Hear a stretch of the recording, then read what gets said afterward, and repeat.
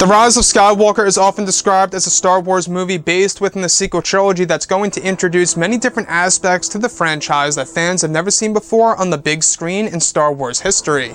This is Mike Zero. Make sure to subscribe if you're new to the channel for future Star Wars content.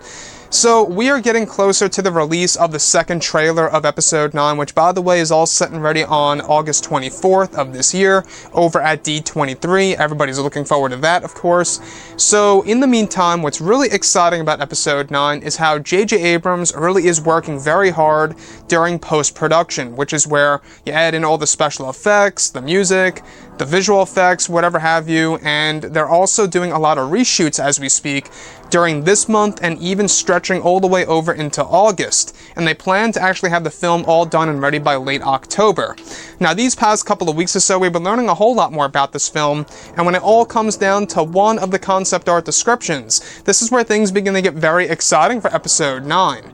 Now, specifically, shot description consisting of both Kylo Ren and Rey wielding both of their lightsabers in a defensive stance, where they are said to be in front of Darth Sidious, who has taken over the body of the Dark Acolyte. It's described that one of the big revelations that Palpatine reveals to Kylo Ren is said to link directly to The Force Awakens, where Palpatine reveals to Kylo Ren that this is not the first time that they have communicated, and that they have communicated before in the past. It turns out that Palpatine reveals to Kylo that he was the voice Kylo heard when speaking to Darth Vader's melted helmet, where Kylo believed he was speaking and hearing the voices of his grandfather, Darth Vader. However, it was Palpatine all along, bringing Kylo Ren to the darkness for his own benefit. Kylo is said to be shocked by this, where Palpatine says everything that Kylo experienced with Vader's helmet was Palpatine's spirit and that he has been pulling the strings of Kylo Ren from the very start. Additionally, it's said that Palpatine also reveals to Rey that he has been watching over her as well during her time on Jakku, and at one point even tried to communicate with Rey and was the one responsible for inducing her nightmares during her time on that world, and that it was he who told her to kill Kylo Ren during their time on Starkiller Base. So let's go over a couple of parts about this. Now, we do know that Palpatine is going to be used in Episode 9 as a way of revealing that he really was the man pulling the strings of not just the Skywalkers, but also of Ben Solo and Rey in the sequel trilogy. And this by far is truly a great way to interconnect all 9 movies into one big movie. So in the novelization, we actually hear a voice speaking out to Rey. This is, of course, for The Force Awakens, where we're not quite sure exactly who it is, and now Palpatine reveals that it was he who was reaching out to Rey, telling her to kill Kylo Ren during her time on Starkiller Base. But the biggest one of all, in my opinion, is where Palpatine is said to reveal to Kylo Ren that he was the one actually communicating with Kylo through the Darth Vader melted helmet, making Kylo believe that he was speaking to his grandfather Darth Vader, where the whole entire time it was really Darth Sidious himself, trying to lure Kylo Ren to the darkness. Now, this is all because of Palpatine's master plan.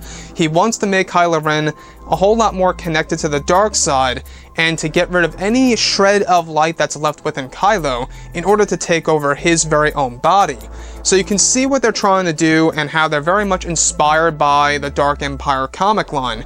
In the Dark Empire comic line, there's even a line of dialogue, if you guys want to go ahead and look it up. It's even in the audiobook, where Palpatine even tells Luke, and this is Legends by the way, where he says, you know, perhaps I could even become you.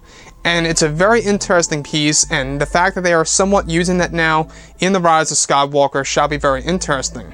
So the other point about this that really does, I think, really change how we view the originals and the prequels is that, well, Palpatine has been watching over every single person from the very beginning.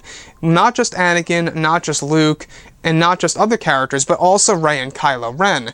And this was really the master form of manipulation, how he was using Kylo Ren and using the Darth Vader melted helmet as a way of making Kylo Ren believe that he was speaking to his own grandfather to lure him down to the dark side even more.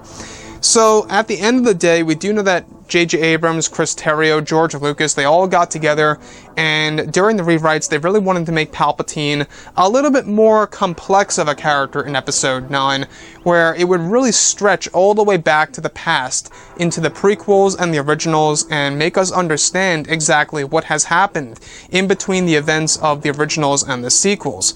So, with that being said, I gotta tell you guys, I mean, I'm very excited to see how Ian McDiarmid is going to portray the character of Palpatine, you know, what these revelations are really going to look and feel like on the big screen and how they're going to be executed, you know, what the emotions are going to look like on some of these characters like Rey and Kylo when they hear these different revelations and twists and turns through Palpatine himself.